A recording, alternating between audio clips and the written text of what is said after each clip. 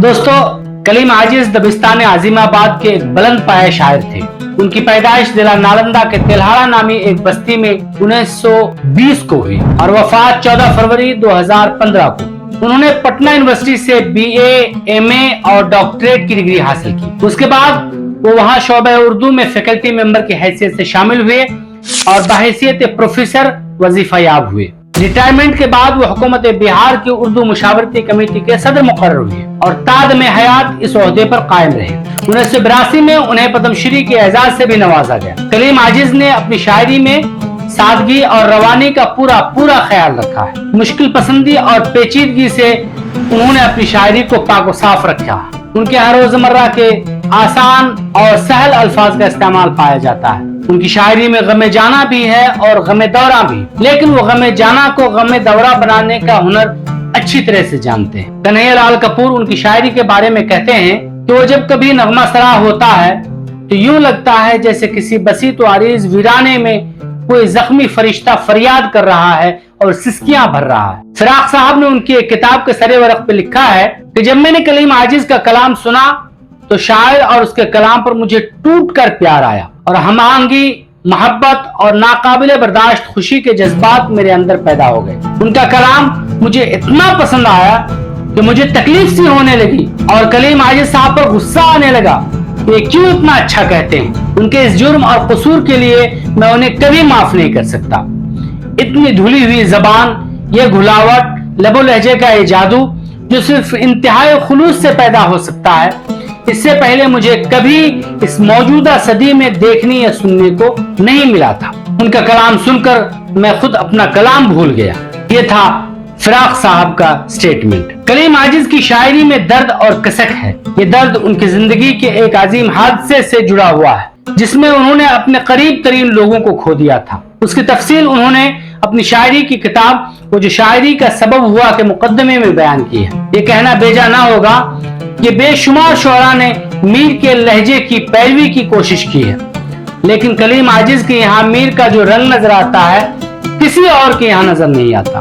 उनके चुनिंदा अशार में अशार शामिल है जिन्हें आपने बार बार सुने होंगे कि कोई बज़्म हो कोई अंजुमन, इशार अपना कदीम है, जहाँ रोशनी की कमी मिली वहीं एक चिराग जला दिया। और जिंदगी में वो उलझन के परेशान होकर, जिंदगी में है उलझन के परेशान होकर जुल्फ की तरह बिखर जाने को जी चाहे है।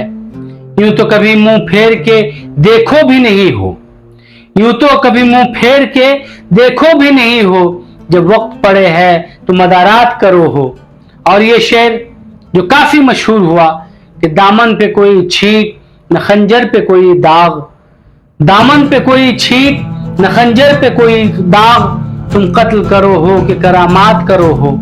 और एक शेर कि तुम ही सोचो भला ये शौक कोई शौक हुआ, आज ऊंचाई पे बैठे कल उतारे जाओ, मौत से खेल के करते हो मोहब्बत आजिज, मुझको डर है कि कहीं बेमौत न मारे जाओ। और ये शेर भी कि तुम अहले अंजुमन हो जिसको चाहो बेवफा कह दो, तुम अहले अंजुमन हो जिसको चाहो बेवफा कह दो, तुम्हारी अंजुमन में तुमको झूठा कौन समझेगा। और रखना है कहीं पाँव तो रखो हो कहीं पाँव, चलना जरा आए है तो इतराए चलो हो।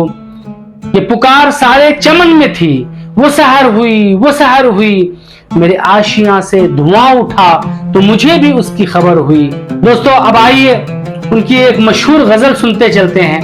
गजल यूं है कि वो सितम न ढाए तो क्या करे, उसे क्या खबर कि वफा है क्या, तू उसी को प्यार करे है क्यों, ये कलीम तुझको हुआ है क्या, तुझे संग दिल ये पता है क्या, कि दुखे दिलों की सदा है क्या, कभी चोट तूने भी खाई है, कभी तेरा दिल भी दुखा है क्या, तू रईस शहर सितमगरा मैं गदाए कूचे आशिका, तू रईस शहर सितमगरा मैं गदाए कूचे आशिका, तू अमीर है तो बता मुझे मैं गरीब हूं तो बुरा है क्या, तू जफा में मस्त रोज शब मैं कफन बदोश गजल बलब, तू जफा में मस्त है रोज शब मैं कफन बदोश गजल बलब, तेरे रोब हुस्न से चुप है सब मैं भी चुप रहूं तो मजा है क्या, ये कहां से आई है सुरखरू हर एक झोंका लहू लहू, कटी जिस्म गर्दने आरजू یہ اسی چمن کی ہوا ہے کیا؟ ابھی تیرا دور شباب ہے، ابھی کیا حساب و کتاب ہے، ابھی کیا نہ ہوگا جہان میں،